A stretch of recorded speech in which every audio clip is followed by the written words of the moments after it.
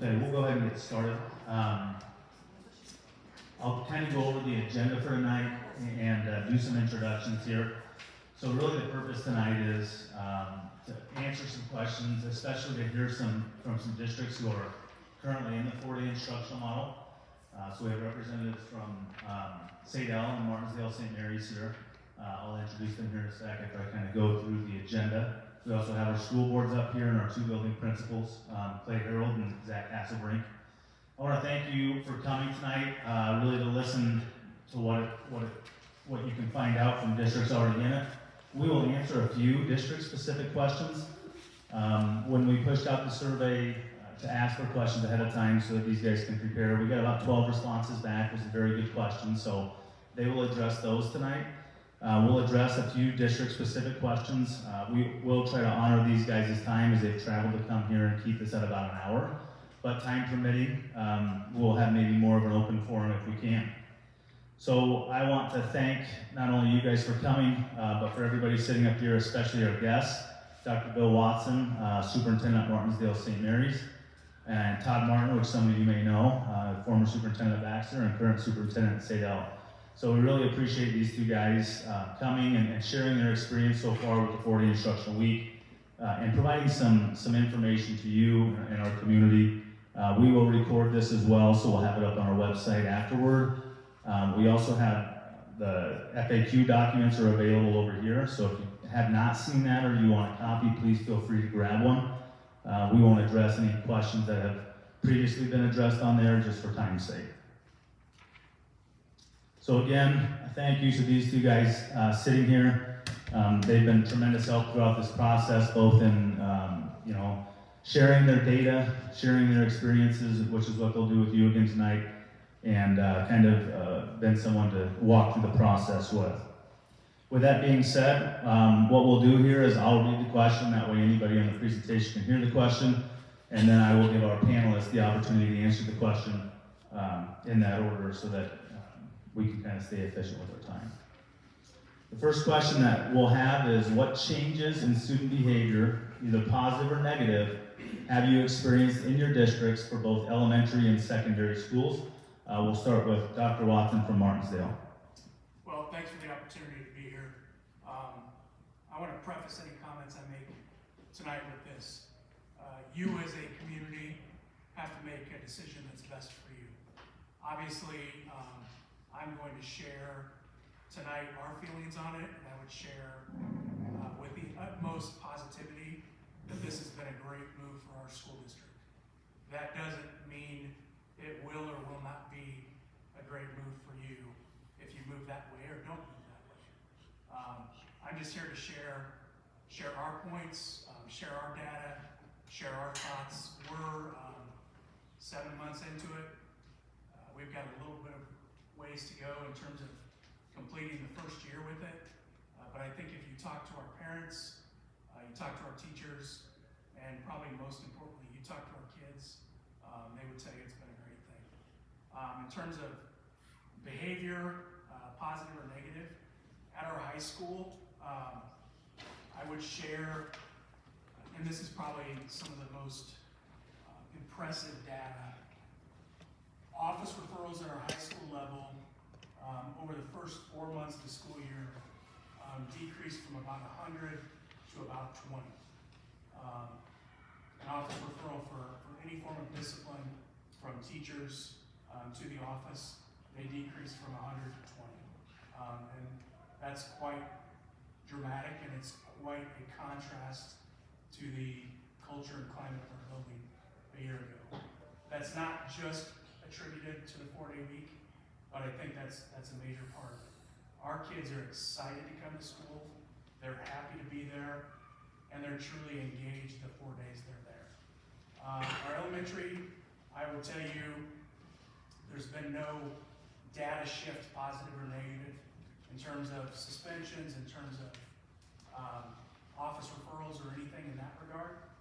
What I can tell you is our kids at the elementary are more engaged, they're busy, and those of you that have children, busy kids are good kids most of the time. But they are truly busy in the classroom. They're excited to be there.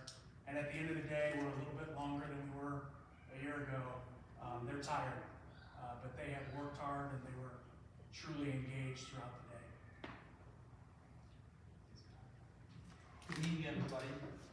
First, before I actually answer the question, I just have to say how amazing it is to be back here at Action. So thank you for inviting me this evening.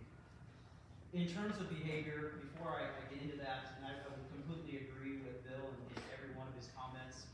Right now, we're looking for what is the downside of this, and we're not finding it yet. But more importantly, about our why. Why did we do this? And you guys are a small community. I happen to know a little bit about you guys. The reality is, it's very, very difficult for us to attract people to our district. It's very difficult for us to retain our people if they're being taken by other districts. And so when we began this endeavor, we really thought about this as a, how do we retain, how do we attract our people? That was our primary reason. But as we continued the conversation, it quickly shifted to wellness. This is about people being well, from teachers, making sure that they're planned and prepared to be at their very best, to teach at the highest of levels. And then, of course, our kids, making sure that they were well, making sure they were ready, getting the best possible instruction possible. When we think about those things, behavior comes into play. Behavior for us, it's down over 50%. Not only just in sheer numbers of referrals, but also the types of referrals. Where we might have had quite a few major offenses, those major offenses have literally just about disappeared. Our biggest issue right now, believe it or not, is tardies. When I talk about attendance, I'll talk to you a little bit more about that. But the reality is, we've had dramatic improvements in student behavior. We're very, very proud of that. Right now, we are absolutely contributing that to the 4-day week, and just making sure people have time to breathe, making sure they have time to balance lives, and making sure they have time to be at their very best, whether it be on the teaching side or the learning side. A couple other things just to note. Of course, we've done other things just to make sure that this went well. You know, right now we have an SEPMH program, we run a RULA program, that's the behavioral program that we run. That certainly has helped. Cell phone policy, that's helped. Obviously, you guys are probably very familiar with that type of thing. There's several other things that we've done that contributed to this. But make no mistake about it, the 4-day week was the absolute primary reason for the improvements in our student behavior. Again, thank you for inviting us. How long have you guys been? This is our first year. Yeah. Okay, we'll move on to the second question. Have you seen a difference in student attendance? Todd, I'll start with you for this one. Absolutely. So the first thing that we did when we decided we were going to go to a 4-day, we announced it. The second conversation we had was really about making sure that every minute counted. And so we began with a mantra. We began with just making sure that everybody understood. If we're going to embrace the gift that our community is supporting us in, then we have to make sure that every minute matters for teachers, every minute, whether it be PD, planning, preparing, and every minute matters for instruction. And so attendance became a very high priority for us, where we had teachers that were gone on a regular basis on a 5-day cycle, on a 5-day week, partly because maybe they weren't quite as well. Maybe they didn't feel quite as good. They couldn't balance life. Now we have literally halved our attendance for teachers in terms of being gone. Our student attendance has improved. Obviously, you all know that we've had a new statute that's come out in that as well. And so that's obviously helped with that. But we do contribute students' attendance rates to the 4-day week, not only just in attending, but also in engagement.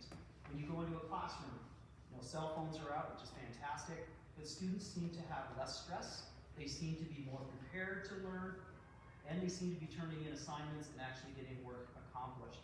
And so again, we're very, very proud of that. And when we think about the whole goal here, when we think about our moral imperative, making sure we make the difference that we're all seeking, this matters. And so again, all positive news due to the 4-day week. I would echo that same thing. Our student attendance is almost identical to what it was a year ago. We're maybe up a little bit, and it's like 95%, 95.5%. We have not seen issues with students until this week being gone for extended periods of time. We've not had issues that we've had to report to the county attorney relative to the new attendance legislation. What I can tell you is we were hopeful last Friday when we left and we had 40 kids sick that come Tuesday, when we came back to school, then our attendance would be a little bit better, but come Tuesday, we had 50 different kids, sick, so attendance right now for us has been a challenge. We were about 16% today, 17% yesterday, but that has nothing to do with the school day or the schedule. What I can tell you about teacher attendance is we're about 50% less absences this year. We did have 1 month where we were right in line, but as we studied that a little bit more, we had some teachers gone for activities, teachers gone for conferences, and then we had, unfortunately, a few deaths in that month where we had teachers missing for that. But overall, I would say 50% less absences, which leads to better instruction, more engagement in the classroom because we're not dealing with a substitute in there or the shop teacher who has an open period filling in that space. So in both regards, I would say it's been very positive. Okay, we'll move on to the next question. How have you handled students who need transportation to activities for both practices and/or games on the off day? Dr. Watson, I'll start with you. So we offer activities at both the junior high and the high school on Monday, which is our off day. As we started the fall, we surveyed students to see if anyone needed transportation as we were prepared to either take a suburban or even a school bus to areas throughout our community to pick up kids. And what we found is there was no need. That has stayed pretty consistent throughout the year. We have tried to limit our activities in terms of contests on Mondays, but in a small school setting with official shortages and other things, and other schools not following the same type of schedule, that hasn't always been possible. But as we're looking to schedule next year, we're trying to do as much as we can to keep events off Monday. We've not had any co-curricular activities, so no concerts on Mondays to ensure not only the teacher break there, but also that families weren't taxed with having to return for Monday if they were going to be gone. So for us, it was one of the things that was identified early on as a possible impediment for our community. We had about 60 kids that said, and families that basically said, hey, we're gonna need some type of transportation. So we committed early on to shuttle services, busing in any way, shape, that families needed. I would also echo what Bill said in terms of it became a non-issue very, very quickly. We currently have 5 kids that need some type of transportation of the 60 kids that said they might need it. We also, just a little bit of a difference here, so we're Fridays, Bill's Mondays, but in terms of practices or events, any event that we might have had on a Friday, we continue to schedule those out. With practices, oftentimes high school will practice, middle school sometimes will not practice on Fridays. We try to stay away from that. So the need goes down when we start trying to create some guidelines for that. But of the 5 kids, we currently contract out with another busing service, KidZoom, and we just throw them on a KidZoom bus because we have those already contracted. 5 kids though. So it was very, very minor in terms of concerns after the first few weeks. Okay, what changes have you seen in academics since moving to a 4-day week? We'll start with you, Todd. Absolutely. So I was just telling Chris before we came in here, we just did winter testing. And so we were very, very concerned, and that is a huge concern for all of us. There's data on both sides in terms of, hey, 4-day weeks help or 4-day weeks don't help. And so again, it's just a matter of what type of research you look into. But for us, all of our winter data came back. Elementary students all grew, which was fantastic. Matter of fact, we're very, very proud of that.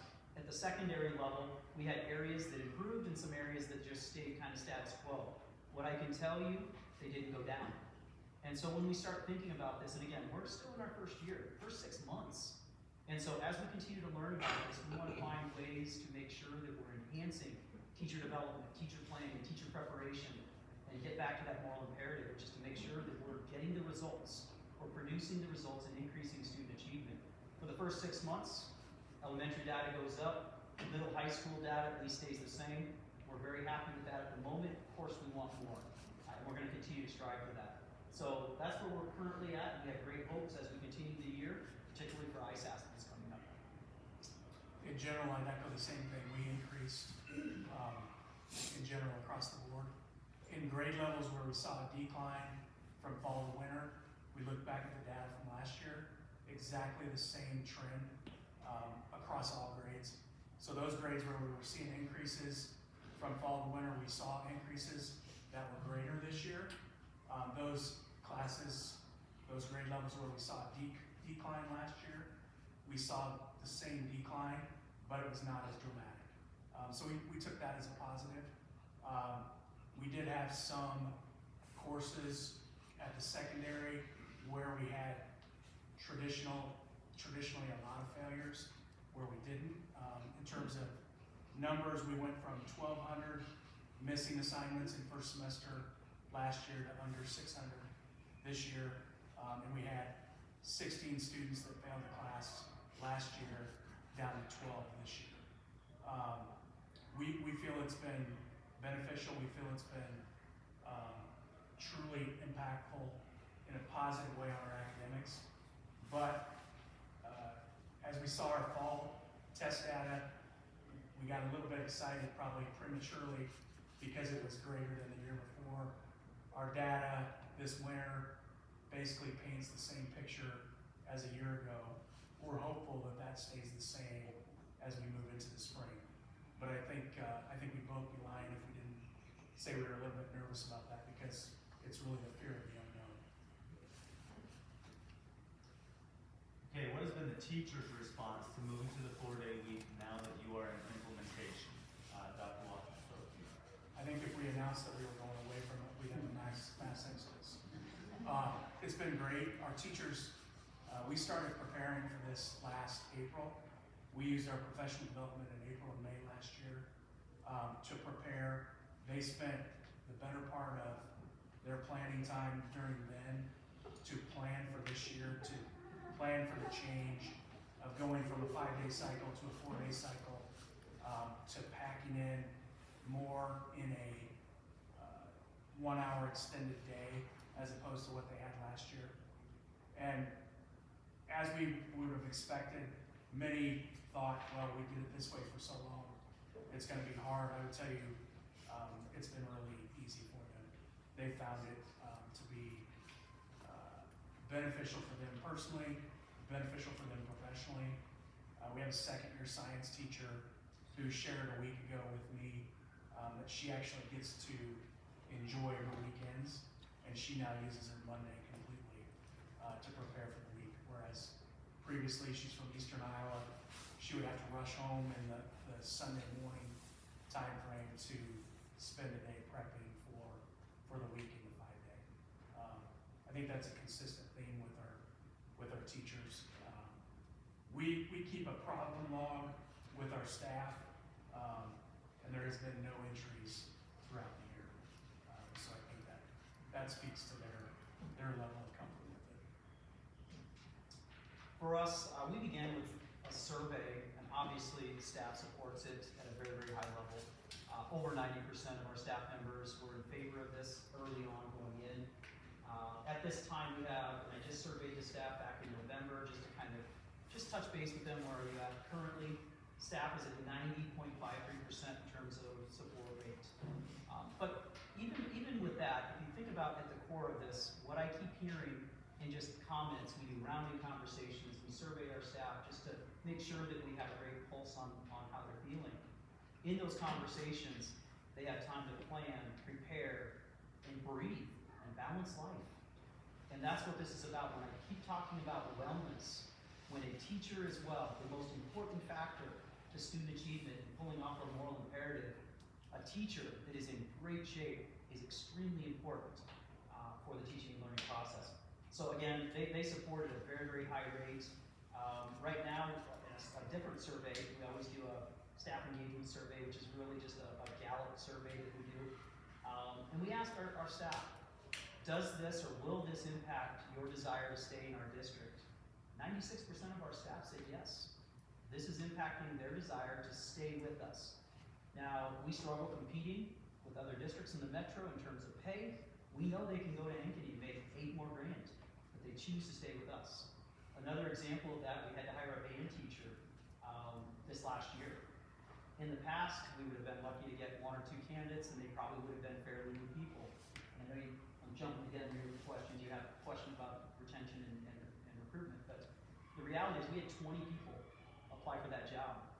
We offered the job to a gentleman that had 30 years of experience, came from Waukee, making way more money than us, than we could provide him. So that's the type of attraction that we have for people that want to come to our district and the people that are in our district that we want to stay. You touched on this a little bit, Todd. Can you just reiterate, have you seen a difference in teacher and staff attendance? Absolutely. Again, I'll go back to our elementary because that's where we've seen the most significant number in terms of teachers being on site more often. I believe last year for the first semester, we had about 700 absences, which seems like a ton, but that's pretty average. This year, we had a little over 300. So the reality is we cut that in half. But if you really think about what happens when a teacher is gone and you don't get a sub, what a mess that is. Kids are not learning. It's just not a great scenario. So the more often we have teachers on site teaching at their very, very best, the more minutes of learning that are occurring at the highest of levels. And that goes, again, back to our moral imperative, which is just to make sure we're producing results. We do have a firm that helps us, teachers on call, they help us with subs, which has been a great benefit. But we also have several subs that we have specifically that come to Baxter, or that come to Sadell, and we employ them every single day. And so, again, the absenteeism is a much less of an issue. I will say one other thing. On our Fridays, and I don't think we've explained this, or I haven't yet, so 2 days of the month, staff are on site for planning and preparation and PD. 2 days of the month, they get off to go do things to balance their lives, to take appointments, to just breathe, and to prepare. And oftentimes they do that as well. And so we block those days out for PD days. In other words, it's so important to us that we're developing our teachers. We make sure that teachers are not calling in sick on those days, which has been a problem in the past. So those are the types of things that we do, not just for attendance, but also to raise the bar for the development of our teachers and making sure they're ready for that 4-day instruction. So as I shared earlier, we don't go to school on Mondays. One Monday a month, our teachers are committed to professional development at school. The other 3 days are their time. We talked about teachers before, and I shared we were 50% less in terms of absences this year. I would just stress the importance of our support staff, our associates, our paraprofessionals. They're also 50 or greater percent less in terms of missing this year over last. They have really taken advantage. A lot of them are our parents in our school district. They have really taken advantage of using Monday for their kids' appointments, for their own appointments. And we see that as positive because when an associate's gone, you're probably not finding a sub in our district. And that taxes not just that classroom, but the entire system. Along the same lines, you spoke a little bit about substitutes. Have they been easier to find since you've made the move, and did you do anything different with what you do or what you pay yourselves? We raised our pay by $25 when we went from 5 to 4. We didn't just do that because of the shift. We did it because we needed to remain or be competitive in our area. At this time, we're second in terms of schools in Warren County in terms of pay. I would say we do have times where we don't have a substitute, but I would say far less than a year ago. As I mentioned earlier, we have teachers on call, which helps us identify subs. We also have some legacy subs that I also mentioned, which again, we employ in our district. At the point right now, we are at a fill rate of about 79 to 83%, depending on the building. Again, if you would have gone a year ago, and when we didn't have teachers on call, we were lucky to get 50% fill rate. And if you think about what happens when teachers are absent and we don't have a sub, classrooms are being divided up. So now you have a class that's, half again as big as the class you had. Not only that is managing that, making sure you're your best, what's happening instructionally. If you do have a sub, are they doing the same types of teaching and learning that the regular teacher would have done? So improving our attendance has been crucial. And when we think about that Minutes Matter campaign that I talked about earlier, that's the effort. We have to commit to that. And that was one of the things that we pressed really, really hard at the very beginning of this process. Shifting gears here just a little bit, what was the parent or community response to moving to the 4-day week before implementation? And has that changed since you have implemented the 4-day week? Todd, you want to start? You bet, I can do that. I would say initially, there was a groundswell. I think that's very common. And I would tell you guys, this is scary. This is a really difficult thing. Many of us, or most of us, probably didn't grow up in systems like this. And so when we start talking about 4-day weeks, we're like, wait a minute, what am I gonna do with daycare? What am I gonna do with all the, you have all these things that pop up. But when we start thinking about the current reality, the modern student, and we start thinking about what their lives are like, it's a much different world than when we grew up. The stress levels, and again, we can all say that when we were young, it was stressful, but it's a different world out there right now. And so making sure that we're thinking about that wellness piece, that was really crucial for us, and that was part of our marketing campaign, making sure that parents understood that conversation.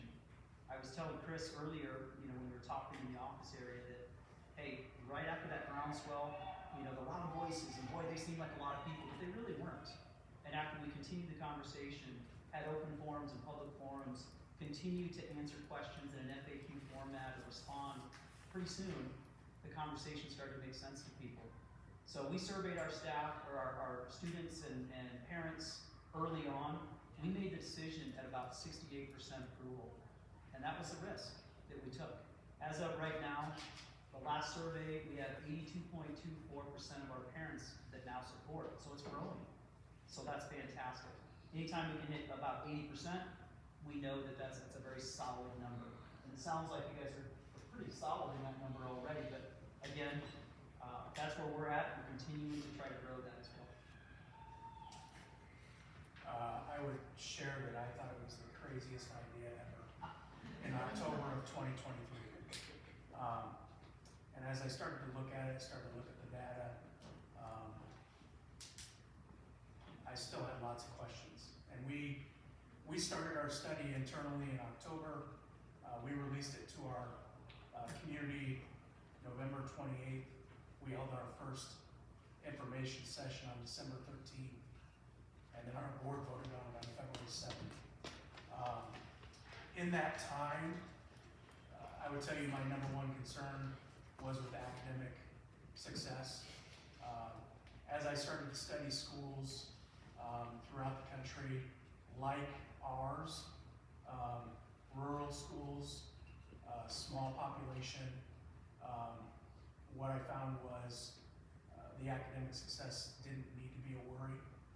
What I would say today is I think that's the case. The benefits we found beyond that, beyond just the day off, have been great. We had about 50%, as we issued our first survey in December last year, of parents that supported this. Our final survey was right at that 67, 68%, similar to SAVE. So we made the decision at that time to move forward. There was a great deal of unknown, a great deal of angst, and that was completely understandable. It was not just with parents, it was with students, it was with staff, it was with myself. So as we progressed through the spring, I kept reminding our staff that we couldn't let this fail.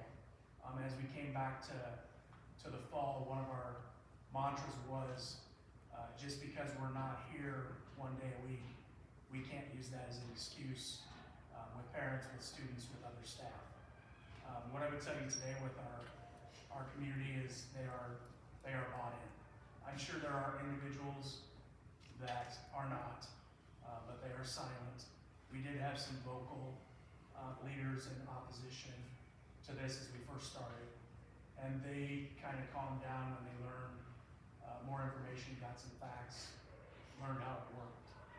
What I would share with you is we had a parent recently that shared that she was opposed and her family was opposed to the 4-day week. And what she shared was today they wouldn't change it because they got their Sundays back in their life. Families, as most of you know, on the weekend it's sometimes a rat race, getting to events, getting to activities, getting to church, doing other things, doing chores. What they found is that focus, that stress of Sunday, the Sunday scaries, has now shifted to Monday, and they have more time to be a family on Sunday. They have more time on Monday to prepare for the week. And I would tell you, our kids, our teachers, our families are ready for the kids on Tuesday to be at school. What have you done to address attention span challenges with younger students? This was a big concern of a lot of ours. And so as we built our elementary schedule, we ensured that we were getting the same number of minutes of instruction, if not more, than we got last year during our school day. In fact, we added minutes of science and minutes of social studies in grades 1 through 6 that were missing previously. So our kids are moving constantly at the elementary level. Not just in terms of instruction, in engagement in the classroom. Our teachers do an excellent job of having them move within the space. The recess times were structured a little bit differently to provide more natural breaks, a little bit earlier in the morning and then a little bit later in the afternoon. Our specials were shifted entirely to that midday period, so kids were moving at that time as well. And then lunch fell in just the perfect spot so that our kids are probably not sitting for more than 45 to 60 minutes at any time before they're moving on to their next activity. The other thing I credit our teachers with is they take brain breaks. If they read the room and kids need to do something different, they're shifting their instruction and then shifting right back to ensure attention. And I would say that was probably happening in the 5-day week with our quality teachers. It's certainly happening now with all of our teachers. I would echo everything Bill just said in terms of scheduling, in terms of how we're addressing students that might need some breaks. But for us, it's really simple. I mean, the number one factor in student success is the teacher. And if they're prepared and they're planned and they're really thinking about how important each minute is of instruction, they're engaging students in a very different way. We added 30 minutes to the day. When you think about how that incrementally breaks apart the day, it's not that many more minutes in any given block, regardless of how you build the schedule. And so again, making sure that that teacher is ready to go, making sure the learner is ready to go, that's most important to us, and the 4-day week did that for us. Non-issue in essence for us. Todd, how have you worked with different community groups through this process, whether it's daycare, the food pantry, rec leagues, or any other groups? So we had several topics that came up as being the primary in terms of issues. Busing I mentioned earlier, child care was another one, food insecurity was another one. I would say those were the top 3 outside of the academics piece, which also came into play. We were fortunate enough, we have an Eagles Nest program, which does before and after school programming. That was very simple for us. We were just going to expand that program and offer that again on Friday. And just if I can stay on that for a moment, you know, we had about 89 parents in the very first survey that said, yep, I'm going to need that.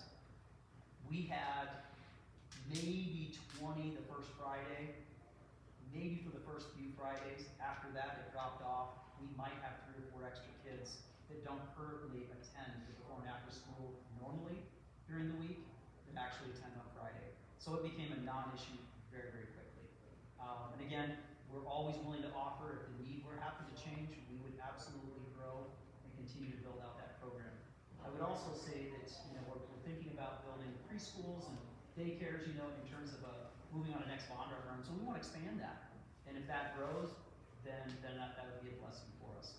In terms of food insecurity, we currently operate a food pantry. We have a partnership with the food pantry in Des Moines. And so we do a backpacks program for any insecure needs food over the weekend. We send that home on Thursdays. We make sure that they have everything that they need, non-perishable types of foods. We also offer a food truck that does come around, but I will tell you, not very many people take advantage of that any longer. So again, these are just a couple of things that we've done to try to address those things and partner with, whether it be another community resource and or just making sure our community had everything they needed on that 5th day. But again, they're fairly non-issues at this point. As I see your kids walking through the hallways with basketballs, I kind of chuckle back to one of the first comments was, well, my youth basketball team practice is going to be later because the school day is longer. Yeah, 15 minutes. That's been okay.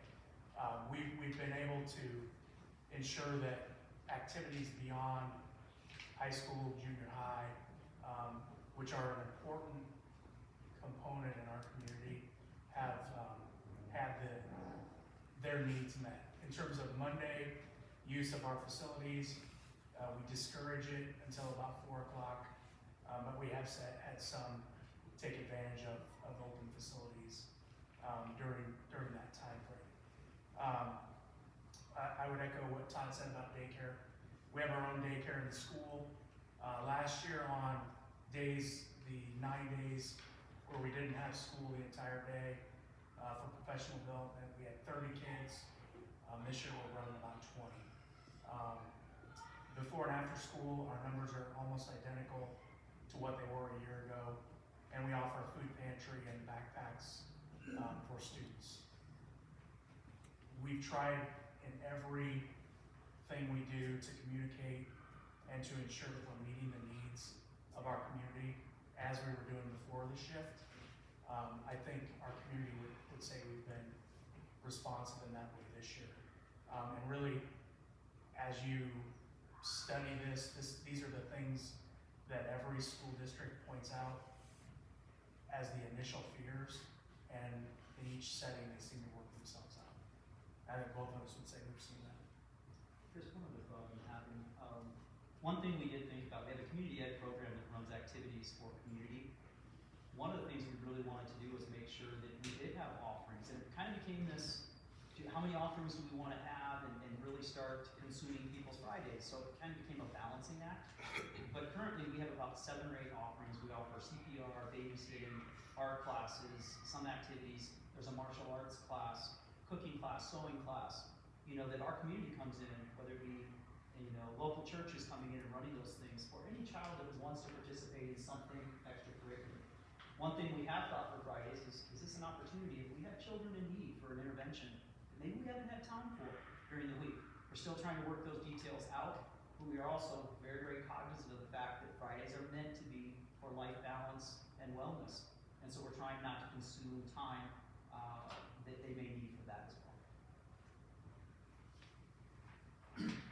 Again, you touched on this a little bit, but what impact has the move had on the attraction and retention of teachers? So in the 3 years prior to last year, we had 30 teachers depart our school district. They went to places like Waukee, to Ankeny, to Des Moines, because it was $10,000 to $15,000 more. The benefits were better. What we found last year through the application process was the year prior we had 6 elementary teachers depart. We had 4 applicants for those 6 jobs before school got out. So we didn't go into the summer having all our positions filled. We did not fill our second of those 2 openings in elementary until winter break last year. So retention, attraction, clearly an issue for us. What we found this year, for the 1 elementary position we had open, we had 19 applicants in March. We were completely full with our entire teaching staff in June, which had not happened in our school district for probably 6 or 7 years. What we're finding today is our teachers want to stay. We do have 1 opening right now for next year. We're anticipating maybe 1 or 2 more, because frankly, life happens. As we announced our shift last year, and Sadell announced their shift last year, we lost 2 of our teachers to Sadell. because they live closer. So, you know, we're always going to have teachers leave for different reasons. We don't have teachers leaving anymore for more money, for better benefits, because they find the fifth day, the day off, as a great benefit, I think. Before I talk a little bit more about that, I've talked in different ways about it, worked with our band teachers, for example, but think about why this is important to retain your teachers and to recruit the best you can recruit. When I was here, when I'm in Sadell, our biggest issue is that sometimes we become this revolving door. And oftentimes we have a propensity to, you know, for young teachers to be our greatest applicants. And when we have that, you think about if you have to replace 20, 30 teachers, which we've both experienced, you lose a certain level of maturation in your system, and you lose an ability to produce the results that you need to produce to hit that moral imperative. And when that happens, that takes years to recover from. And so if we can stop that or slow that down a little bit by keeping our people longer, then that's when the results are going to happen. That's when it's going to help us in terms of student achievement. So I just want to preface it because that's a beautiful side effect of something like this that allows your teachers to want to stay in your district and to really attract people that are a little bit higher in terms of applicant pool. I would agree with everything Bill said. The minute we announced that we were moving to a 4-day, we started getting cold calls. It was crazy. People just started calling us out of the blue. Hey, do you have any openings? We're like, well, not yet. You know, that's next year we're doing this. But the reality was it really opened our eyes to people paying attention and really desiring something like this. I would, and again, Bill could probably give you better data for this, but when you start thinking about positions, you know, you have some really hard to fill positions, special education, FCS, you know, industrial tech, FFA, all those positions are tough to fill. And when you get maybe 1 to 3 applicants, you felt like you were in this, I gotta fill it with a warm body because that's all I have an opportunity for. If you had 1 applicant, I guess you had to go with that applicant no matter what, whether they were a quality applicant or not. At this time, we've had special education openings, we've had 10, 15 applicants. So again, you go from 0 to maybe 3 to 10 or 15, now you've got an applicant pool that you can really sort through and identify the best possible people. This has happened several different times. Elementary positions right now, we're seeing 25, 30 applicants. We haven't seen that for years. And so that's fantastic for us. And again, back to our band teacher, you know, 25 applicants for that job. 25, and we hired a guy out of Joaquin who had no reason to come to us to take a job, you know, a pay cut. And so again, the 4-day week was really primary in making that happen. But most importantly, let me go back to that moral imperative, making the difference. We're going to grow the maturation of our system. We're going to grow our ability and our capacity to produce results by making sure our people stay and making sure they're at the very best they can be. And this is making that happen in every way possible. Todd, you touched on this a little bit, I think maybe with some community partnerships you've had. Have you implemented any educational activities or options for students on the off day? Boy, I apologize, I keep jumping your questions here. Yeah, so on that off day, as I mentioned earlier, and I won't be too long on it, we have a community ed program that we run, and we do all kinds of community ed things, but when this came up, the 4-day week, we said, look, community ed, get to work, we want to have some type of offering for kids. And as I mentioned, I talked about several different offerings that we currently do, and we don't have a ton of participation, maybe 5 to 8 kids will participate in some of those things, but it's something for them if they choose. We like to just start thinking about what are students interested in? What interests do they have? Would it be a great place for, you know, work experience? Could they go visit with the workplace or go visit careers and start really getting into that? We have a very blue collar, you know, school district, and so many of our kids don't go to college. And so how can they gain some of those experiences? Our Friday's a good day for that. So we're trying to really explore different ways to use Friday. A lot of our kids work. Honestly, some of them are just working, making money to help make ends meet at home. So beyond the things that I mentioned, the CPR class, babysitting, art classes, activities, martial arts, cooking, sewing, you know, we're still thinking about those types of things. We don't have the capacity to do what they do in Sadell. What I would say is we've had pockets of teachers that have done things with kids on Mondays in small groups. For instance, our quiz bowl team has come in a couple times. Our National Honor Society group has come in a couple times. We run a leadership group with our 7 through 12 students, about 50 kids that meets once a month on Monday. But in reality, we try to protect this time for kids to be off. We do see a lot of our students working 6 or 8 hours on Mondays, and they see it as an opportunity to earn more money and also ensure that they keep their job because they can work more and get up to 20 hours in a work week, whereas before it would have been a struggle for them to work 5 nights a week, 4 hours. So we're seeing that as a positive as well. Okay, the last submitted question for the panel here. What have been the biggest successes in this process? What have been the biggest challenges? And did you run into any challenges that you did not envision? So I would start with the challenges first.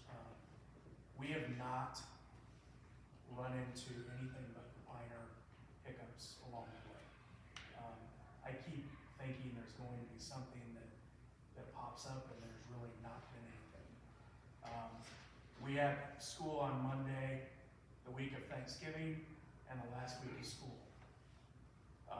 I thoroughly thought we would have no one at school the Monday before Thanksgiving.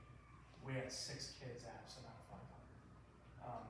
So we did a good job of communicating that, but also it proved to be a non-worry. In terms of the biggest success, I would say it brought our community together. We passed a Pebble with 81% approval rating in March, a month after we had shifted to the 4-day. We passed a bond referendum this fall in the midst of a crazy election at 66%. The transparency that we demonstrated to our community, the information we shared, the communication we set in place through the shift to the 4-day week led us through the Pebble, led us through the bond, and has really brought our community together around our school. As I'm sure it is in this community, the school is the focal point of pretty much everything that goes on. And today, I think we're more united. I think we're organized. We do a great job of listening to our stakeholders. And I think the 4-day week has made that possible. I think it's lowered the tension level amongst families, amongst staff, amongst students. It's let people breathe, and we're moving forward every day in a positive way. Peter Drucker has a phrase that he uses, culture eats strategy for breakfast. Culture reigns supreme when it comes to a school organization. And when I walk around the buildings and I see people smiling, which again, I would love to say that that's always the case, but this education is a stressful job. And on a 5-day week, there was a lot of stress there. When teachers didn't feel like they were planned and prepared, that took some smile away, and that took a certain feel away. We have a very different feel across our district. That culture piece, people are excited, more smiling happening, people feel prepared and planned. Teaching is increasing in terms of their quality. And again, when teachers start feeling success, that makes them happy because they're living out their passion. So again, I would say that's probably, I've talked about wellness, and I've talked about our moral imperative and how all those things are connected. That's probably our greatest success. We're going to continue to build that. We certainly want to make sure that we don't lose any of that energy and synergy that we've already started with. As for a challenge, let me go back to one other thing. One thing I did not expect that was a positive, one of the concerns that districts often have is about enrollment. What happens to enrollment? Our kids, going to leave us if we don't have a 5-day week. We actually saw a spike in enrollment. Much like you guys, we do depend on open enrollment quite a bit. We have about 465 kids that open enroll to us. It's a pretty significant number. And so when you see open enrollment out going down, open enrollment in going up, and more students overall, that's a win-win. And we certainly want to contribute all of that to the 4-day week. So families actually, it is very appealing to families. They want to experience that 4-day week. So again, we've experienced a very positive from that. As for a challenge, something I did not expect, and I knew that there might be some hardships for it, but I didn't expect it to be this difficult. Nutritional programming, when you talk about school lunches for kids, they're an enterprise fund. You have to run basically as a business would run on their own. You cut a day off from their servicing of lunches to kids, that's money that program doesn't get. They have to pay their employees, and again, it's just one of those things where, they have to operate pretty much on their own. It was much harder for them than I thought it would be, so we had to find solutions, for our kitchen staff. We had to offer them hours to help with things like the food pantry, offer them hours at Eagle's Nest, just to make sure they didn't lose out in a yearly salary, what they would have gotten as if they were working a 5-day week. So again, that was something that we found was very challenging, but we're able to find solutions for it that I just didn't expect. Okay, I want to give people a chance to ask questions of the panel, but I do want to address, since they were submitted to us through the forum, just a few pointed questions that we got that were district specific.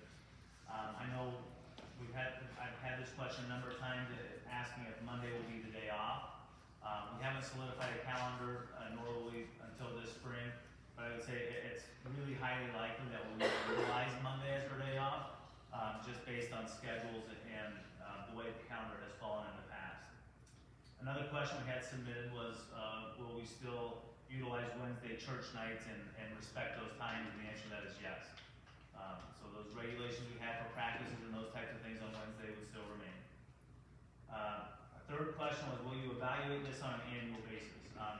Luckily for us, if this is a direction that we decide to move as a school, community, as a board, we've got great people like Bill and Todd that have really established the blueprint and the amount of data they've collected. So I would come back and say that's probably more of a monthly, quarterly, and annually evaluation to see how things are going in different areas: student performance, attendance, behavior, mental health. Any large initiative that we would undertake, we would certainly continue to evaluate and reevaluate and gather data on to determine that it is still the best route for us as a district. The last question that we had through that submission really revolves around childcare. We don't run a daycare as a district. One of the things we've done is we've had discussions with a local provider that's insured and licensed, and we can look into the option of maybe providing space, which will enable them to take more children for daycare. We've also are kind of compiling a list of some private providers and maybe even some others who would be willing to offer childcare on those days off. So we want to be as solution oriented as possible in the realm of childcare and daycare, with the understanding that we don't run a daycare as a district. With that being said, I want to give those of you in attendance an opportunity to ask questions of the board, of our administrators over here, maybe something building specific, and more, importantly for the guys' time we have here, of our guests. So we'll open it up. We've got a little bit of time left. We'll open it up for some questions if there are some direct questions. Do you have any idea what the summer schedule is going to look like? As far as start and end dates of the school year, yeah. So again, I don't reinvent the wheel. So what these guys do, I kind of take and kind of model that. And so if we were to have a 4-day schedule, we would envision roughly the same start date and an end date that would occur prior to Memorial Day.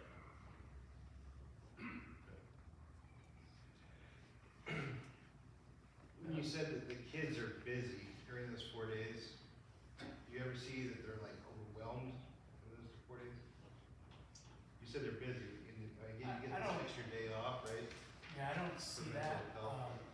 I think, I can tell you they're tired. I can tell you on Friday afternoon they're really tired. Maybe if there was an overwhelming point, it'd be at 2:30 on Friday afternoon. But we're not seeing that. We're not seeing extra discipline issues at that time. And I think they've gotten used to it over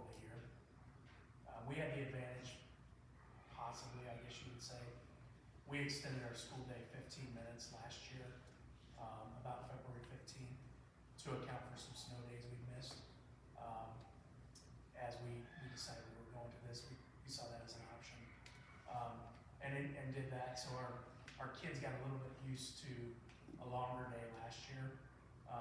It's 45 minutes longer this year, than it was last year, but I would say no. So our day's 30 minutes longer, and so honestly, we don't see a ton of difference in terms of kids feeling, tired. But a day off is an amazing, motivator. What I do hear, and when we survey our students, I hear that they feel like they have time to get caught up on projects because they have 3 days to do so. If they have an activity or an event, Friday night football game, basketball, whatever it might be, they have time to recover. So they actually feel better. And so if you think about how that works, if you feel better, and we're off on Fridays, so if you feel better coming into Monday, and that just perpetually gets better and better, pretty soon you're still feeling pretty good. You can endure a little bit more in terms of stress if it's a half hour extra a day. It's a good question. Yeah. I think it's great that Todd and Bill are both here, but no offense to them, anything in its first year is pretty great. You get a new house, new vehicle, new relationship, new puppy, anything's great the first year. Has the board and the district reached out to anyone that has done this for a more established amount of time where it's not spicy and new and fancy anymore, and the students and the teachers are worn in, and this has been regular for 3, 4, 5 years? Yeah, it's a great question. So I think the best example is Waco, which is in Wayland, Iowa. They're in their 11th year of it. And so I've had the opportunity to speak, and I know these two can speak to this too, because Ken Crawford, I'm sure, was a resource for them as well. One of the things that Ken proposed to his board, actually this year, was the thought about going back to a 5-day school week. And his exact words were that they laughed him out of the room. So their community has fully embraced it. They're in year 11. If you look at their Iowa performance profile, which is kind of that report card you get, they've stayed steady and stable and increased in areas academically. They're probably the best example to use for longevity in the state of Iowa, because outside of them, I think Cardinal's probably the other most veteran one, and I think they're in year 3. Certainly it's a new concept to the state in general, but Waco would be the school that we have had that discussion with. Have you had issues? Are you thinking about going back to a 5-day? But one of the things that he said too is their community's adopted it to the point where some of the businesses and things they do in the community really adapt themselves to that 4-day week. And I'll let Todd and Bill and the research and conversations they've had with Ken, the superintendent of Waco, if they want to add anything to that as well. I would echo your point about it's new and shiny this year.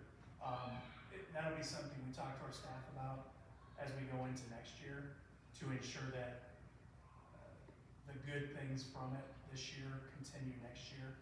And a lot of that's going to be placed on them in terms of ensuring their effort is the same as it was this year. I was concerned about the same thing. What happens in a year? What happens in 2 years if you have to go back? So as we looked at the national data, I was able to find one school district in Missouri that had gone back, and they had gone back because frankly it just didn't work. And that's to preface what I said at the start. It's got to be a community decision. It just didn't work for their community. So what was Ken's reasoning for asking the board?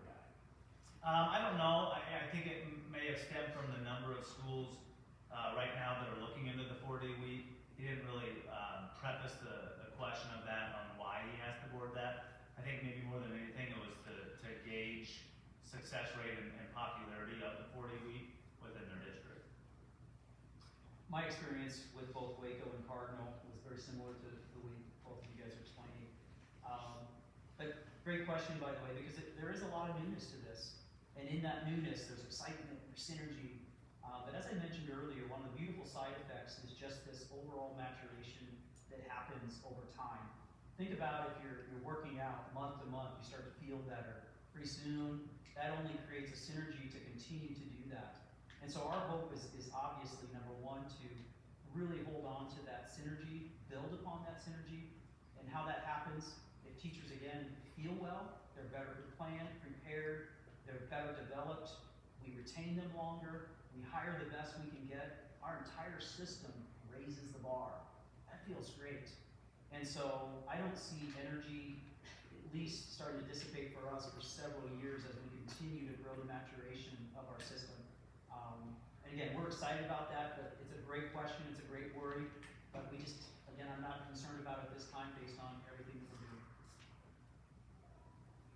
How do you handle what I consider your support staff, like your maintenance, your custodial, even some of your secretary staff? How, do they stay a 5-day work week, or do they go to a 4-day also? Kind of a mix.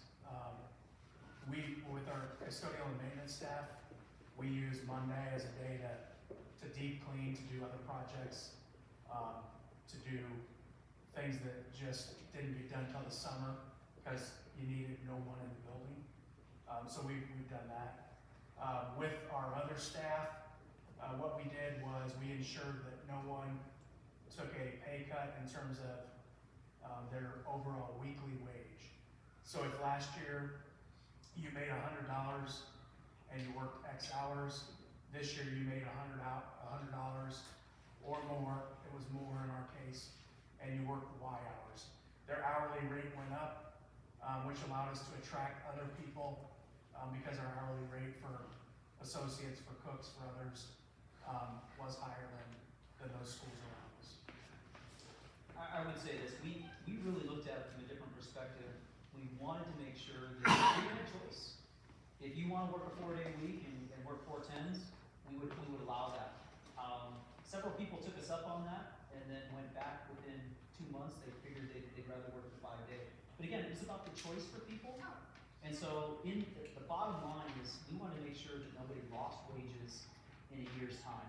And so however they wanted to structure that, we were open to, with the exception of the kitchen staff. Again, that one was a little more complicated, and we tried to find solutions for that for anybody that wanted to choose some of those extra hours. What about bus drivers? For bus, well, we contract out, so it's a non-issue for us. So our bus drivers worked 20 hours a week last year. They made $500 a week. This year they work 16 hours a week and they make $540. We just structured it so that their hourly rate went up. We would envision to do something very similar, just because of the similarities between us and Martinsdale in a number of areas. Something very similar to what Dr. Watson did at Martinsdale is ensuring that nobody's taking a pay cut on a weekly or annual basis, however you want to say it. I was just curious on what times that you guys actually go, when you start and stop. Because right now my girl gets on the bus at like 7:15. You push that up 15 minutes early. So Or if you can plan My- it. my goal was that we would have no student on a bus before 7 a.m. Last year it was 7:10 a.m. The reality is it's 6:55. We don't have students on our buses before 6:55, but we start at 7:55 and we're out of school at 3:45. Our last bus drops off our last student at about 4:40. The bus route time obviously doesn't change, just when they're leaving and when they get home. We've tried our very best to snake our routes. So if you were picked up early in the morning, you're dropped off early in the afternoon. In our community, that's not entirely possible just because we're so spread out, but we've made attempts to do that. Very similar for us. We just added a half an hour, so it's a little bit easier for us. We did have to stagger. We have 3 different campuses, so we did have to stagger that just for busing and transportation. We also made a commitment not to pick kids up before 7 a.m. We didn't want kids, on the bus for extended amounts of time. We haven't talked a ton about this, but I would say that would be another difficulty we had to figure out. We had to do a lot of work around routing to make sure that, kids weren't on the bus too long. We had to make sure that, how many kids we had on the bus. We We increased the number of buses that we had so that we could actually run more routes to shorten some of those routes after schools. Would you change your times at all though? Like, have you had any parents express like, oh, it'd be nicer, like, have you wanted to change? Had anybody ask like, hey, could you bump those back? Or hey, could you want them off earlier? Yeah, we had a couple families that asked us to make some adjustments to times, and instead of dropping students off at the end, we would try to find a way to drop them off earlier in the route, because half the time they were going by already, they just swung back around and dropped them off at the end. So again, we try to accommodate as much as we could. Fortunately, we've been able to do that so far. I kind of chuckle at that because we're bound by, the legislature on the front end on the start date and on the back end by Memorial Day. It's a community expectation in our community that we're done with school by Memorial Day. So we're playing with minutes.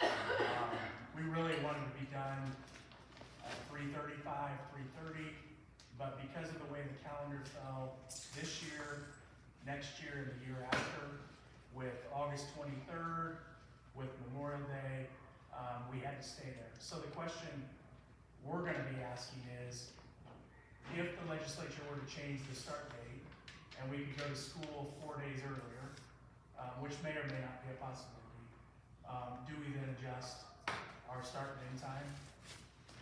My answer right now is gonna be not for next year, but it'll be something we look at moving forward, because I don't think we wanna be bumping start and end time every year, for the school day. But I would have loved to have been, 10 or 15 minutes earlier, primarily because of secondary activities. We do see kids leaving a little bit earlier out of our 8th period, than they did a year ago. But we've done some things scheduling wise to ensure that our core classes are not in that 8th period. I have a question in regards to the lunch program. So, since going from 5-day to 4-day, did you see like an increase in savings for like the lunch since, like lunch breakfast, Like district savings? district savings for the lunch and breakfast, because you're only having to provide, 4 days rather than 5, and if so, like, was that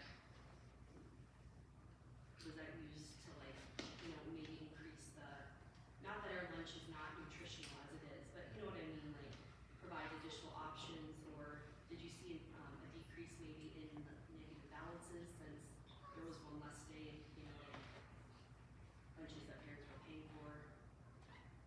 Two thoughts I'm having. One, the savings to the district, we might have had, I don't know, $35,000 savings to the overall district, which is a little bit different answer to your question here. But the reality is we weren't doing it for that savings. And of course, we're gonna use those monies for Eagles Nest if people need childcare and all those other things. We've committed to that.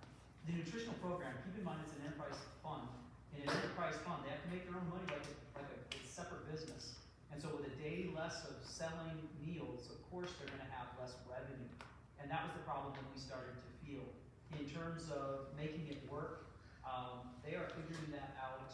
They are making sure that they offer the best possible meals with less revenues, making sure that they're trying to pay their staff as much as they possibly can while still offering the best possible cuisine for kids. Lunch balances, I haven't seen much of a change in negative lunch balances, at least at Citadel. I would say, our negative lunch balances are down. Not significantly, but they're down. More in number. We're seeing some of the same challenges with certain, families, but they are down. I don't think I can answer your question in terms of nutritional value across the week. But I do know that our food service director spent a lot of time talking with Cardinal, talking with Waco about what they did in the transition. And I would say, if I asked her today, she would say she figured it out.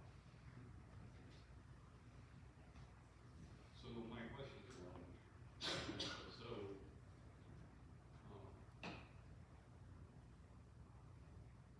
really it's around. So it's great to retain teachers, but if they're not good teachers, so are we evaluating teachers to ensure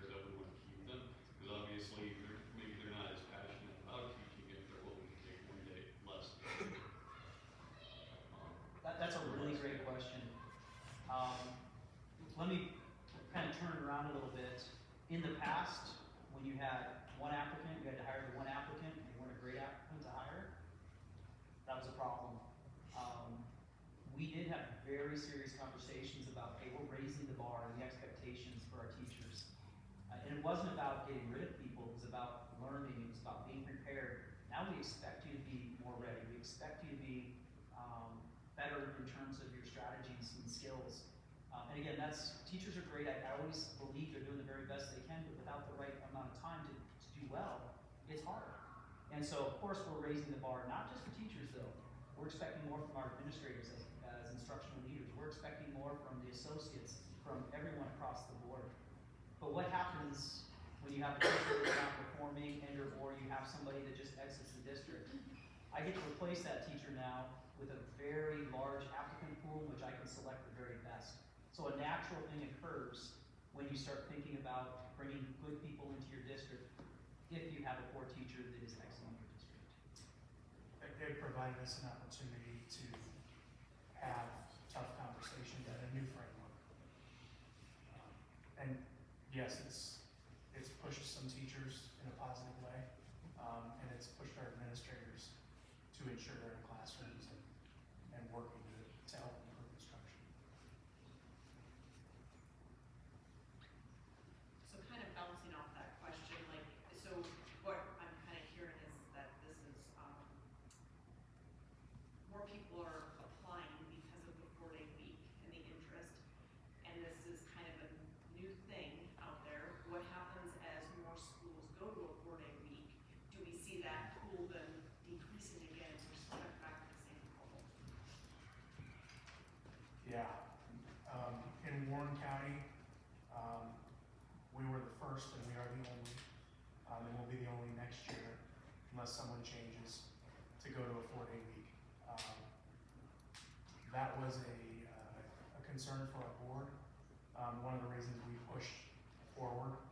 We had conversations about should we study this for another year, and finally our board just made the commitment that if this is good today, it'll be good a year from now. We need to push. I think if the majority of schools in Iowa, in the central Iowa area, were to shift to a 4-day week, it would present a challenge for both of us that we're hopeful doesn't happen. But I also don't think there's a groundswell of schools in our area that are looking at it. What is kind of like the percentage of schools that are still in 5 versus 4? There's 17 schools in Iowa today that have a 4-day week. I would say would you say there's 20 looking at it? I would say Yeah, that's next year. the number tripled this last year. I think there were 5 or 6 the prior year, and there's 17 now, and I think the projection would be for it to probably maybe double this next year. Do you know how many are looking in our district? In our area, well, I know one neighboring district is certainly in the process of making that decision, which part of this too, I mean, the question could be asked in reverse. What happens if school districts around us move to a 4-day week and we stay in a 5-day week, right? I would maybe ask Bill another question, and no offense, Todd, but you're in the metro. They're located in a similar situation geographically to us outside of the metro. The teachers that you had seen yourself losing, do you feel you're losing them to other small schools in Warren County? Or are you losing them to schools like Waukee and Norwalk and larger districts that would you envision those schools going to a 4-day week? I would say for the most part, they were leaving for larger school districts, higher pay, different benefit packages. We're not losing teachers to other rural schools in our area unless their families. Where do you feel like our teachers are going? We're losing a lot to Ankeny as you look back over it. I don't know that we've seen a large influx to other smaller, as kind of to reiterate what you said, other smaller rural schools in our area. Oftentimes, I know we've had somebody from Bonneret, Farrar, Ankeny, Waukee, Johnston, same sort of situation. Are there young teachers that are leaving? Like, you would think that, like, kids that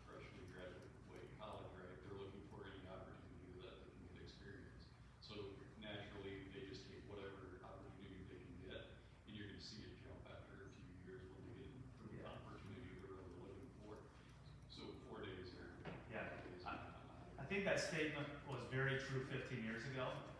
But I also think we're in a hiring position today where that younger student who maybe had to start at a smaller rural district no longer has to. Just because of the lack of people we have coming into education, right? I think it's probably been a mix. You know, a number of teachers that we lost last year were certainly veteran, but over the years, I think that's probably a very valid point that, you know, maybe some, just use the phrase, see it as a stepping stone to another district. So then it becomes, well, what can we offer to keep them here? What can we do to keep them here? Not just a 4-day week, right? What are we doing? What are the other things that we're doing to ensure that we retain teachers? On the day off, I know you, and I understand you talked about, you know, the extra day off, and you know, better for mental, and whatnot, but what about on the Monday or Friday that's off? Is it possible to have available, like a special education teacher or a tutor in-house where students that are struggling in that packed 4-day week can come in and extra help? I'll let, and maybe Bill speak to this a little bit as well as Todd, is, you know, one of the things I'll tell you is doing this isn't necessarily a cost savings, right? And that's not why districts do it. It really doesn't save us a ton of money. At the same time, we have to ensure that it's not costing us money as well. So we certainly want to be able to provide those things and those solutions that don't come at a detriment to our budget. And maybe you can speak a little bit more to that, Bill, being in a similar size school. I know, Todd, you probably have some more resources, but. In terms of savings for us, we estimate the savings to be about $10,000, just off the bus route. Our facility is such that we're not able to schedule our HVAC and our electrical systems to gain any savings there. In a few years, as we renovate, we might see something there. So as we looked at the other day, the off day, and expanding those opportunities for kids, we did look at special ed students, special ed teachers. We did look at intervention time potentially, and I would say that's something we're continuing to look at, but it's not a high priority. We're not seeing a need, we're not seeing a demand from our community at this point in time. So they're still able to get the they're getting extra minutes. services during that 4-day Yep. week? Yeah. And I would say last spring, as we were planning, that was a big concern, but our special education teachers and our special education director, they were come up with plans to make that work. I would say for us, and I mentioned this a little bit earlier, it's absolutely something that we really want to continue to explore. I think the problem comes in with how do we continue to develop our teachers on the 2 days that we ask that they come on Fridays and make sure they're at their very best. How do we balance that against what we want to offer students if they need something in addition? I would also go back and say, look, again, if teachers are better prepared, planned, and ready to go in terms of their preparedness, they're going to teach at a higher level. Students are going to learn. We're closing gaps right now. That's exciting. So obviously we have less, but there's still students.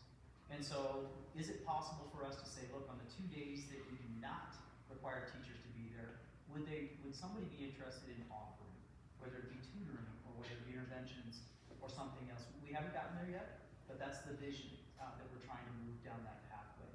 Beyond that, we have strong MTSS models, and for those of you that are aware of that, I mean, the reality is we're trying to offer interventions as much as we possibly can during the day for any child that needs it. And so again, is it enough? We're still working through that. And I think that's a challenge on a 5-day week as well. So this all comes down to teacher retention. When you break it down, you're getting 27 extra days of freedom, if you want to call it that, in a career that already allows a significant amount of time off throughout the year when you figure spring break, winter break, and summer break. If teachers are coming in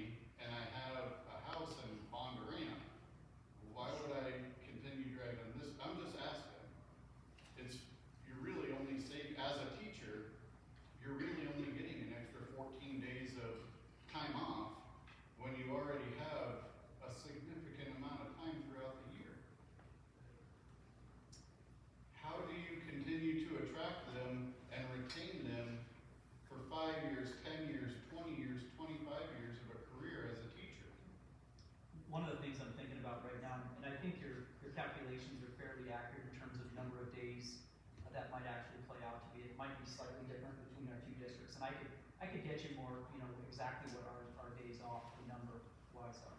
We're in a little bit different situation. We're in the metro. Most of our people live in the metro, but it's the same concern. They can make more money.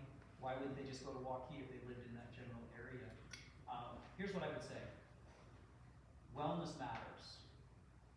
And as a benefit to any employee, no matter where you're working, if you have an opportunity to be well, to have time, and feel well, that's something that's very, very appealing to people.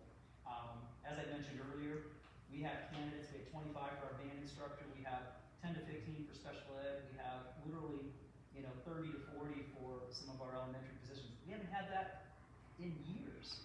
And so we know that that's appealing.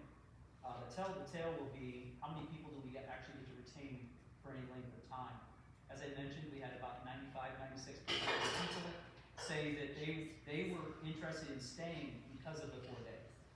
We'll see how that plays out. That means 12 of our staff members may be looking around. If it ends up being 12, that's the lowest it's been since I've been at Sadell. And that would be impressive. So again, there's still a lot that we're learning. And again, if you want more information, I can certainly send you some if you're interested in what that calendar looks like. But it's a good point. I think in our community, we have 3 of our teachers that live in one of the 2 communities that make up our school district. Most of our teachers live in Indianola, which is 12 miles. They live in Norwalk, which is 10 miles. They live in West Des Moines, which is about 15 miles. I myself don't live in the community. I think it's a real point. I think our teachers are there 27 less days. They're not there 3 Mondays a month. And I think they value that. I think our young teachers, in line with their generation, value time off more than I do. I work 7 days a week. I have no hobbies other than mowing my yard. I like to work. I don't expect that of my staff. But I think that'll be something we have to continue to watch. I know our young teachers, those teachers that are probably 27 and younger, truly enjoy this because they get time. And a lot of them aren't even married, but they just have time. And that's something they value. I know we've talked, Todd mentioned, like open enrollment has gone up. Bill, did you see that? And then also, does Baxter have the capacity if we do see an influx in students? I mean, so we're not having large classes and wearing out teachers or such. So we're net positive open enrollment in over net open enrollment out. Our enrollment has been rocky, to say the least, the last 7 or 8 years. Our community does not have housing. The city of Martinsdale could potentially have a new development in the next 5 years with 40 to 60 homes. St. Mary's has no new housing. Unless you're purchasing an acreage in our school district, it's probably not going to be happening. What we saw last spring was 8 students left the school district for what I would define as reasons connected to transitioning to a 4-day week. They told us they weren't happy. Those 8 students left. I think we had 20 new open enroll into the district that cited the 4-day week as one reason. We've had 10 open enroll this week for next school year. Of those 10, 2 for sure are coming because of the 4-day week. So I think it's probably premature to gauge where we're at. I don't think we're losing people this year after they've experienced it to open enrollment, but we're probably a month away from knowing that for sure. From a capacity capacity standpoint, I'm not sure if you're aware, we certainly have some smaller classes coming through at this point in time. So if numbers were to stay fairly true to a similar district like Martinsdale, we would certainly have the capacity to accommodate those types of numbers. I guess maybe just to wrap up, from my view as a board member, when we were presented this in October or whatever, is this something we should look into? We've heard a lot of talk about, well, is 4 days gonna be that big of a deal? Should we just wait, hang out for 5 days, see what happens? But I think it goes back to, I've been on the board for 10 years now, and almost every year it's like, why do we lose teachers? Where are they going? What are we doing wrong? What are they getting more money? So we could stay a 5-day week, stay status quo, replace 10, 12, 15 teachers a year, hope it works out. Or we could try to do something different. We may still lose 10, 12, 15 teachers, I don't know. So if what I'm hearing as a board member is why we're losing so many teachers, we're not doing our job if we don't look at something, right? We gotta improve our district, we're always looking to improve our district. Is this something that's gonna help it? I hope so. We've heard some good data tonight. But I think to sit here and say if we don't do anything, and next year we've gotta replace 5 elementary teachers and some high school teachers or whatever it might be, is everybody gonna be happy then as well? So I think we're gonna try to do our best to address the issue and come up with the best solution to hopefully retain teachers, get better quality teachers. That's my thought anyway, is why we should probably look at this anyway. Where we get guests here to explain their situations. Well, I appreciate that, Corey. Bill and Todd, I know I kept you a little bit later than I promised, but your input was invaluable. So a couple of things as we continue through this process, you'll see one more survey come out, probably specifically to parents, a second survey to parents. And then just to be perfectly honest with you, this would be a decision that would need to be made in February. Because the reality of it is, as Bill said, he had 8 students that this did not work for. We do have an open enrollment deadline back into place of March 1st. So we understand if this doesn't work for families, we at least have to give them some time if it doesn't. But I want to thank every one of you for coming out tonight and your input to this point. And most of all, I want to thank Bill and Todd for coming here and speaking with you tonight and the extra time they gave us. So we can get a round of applause.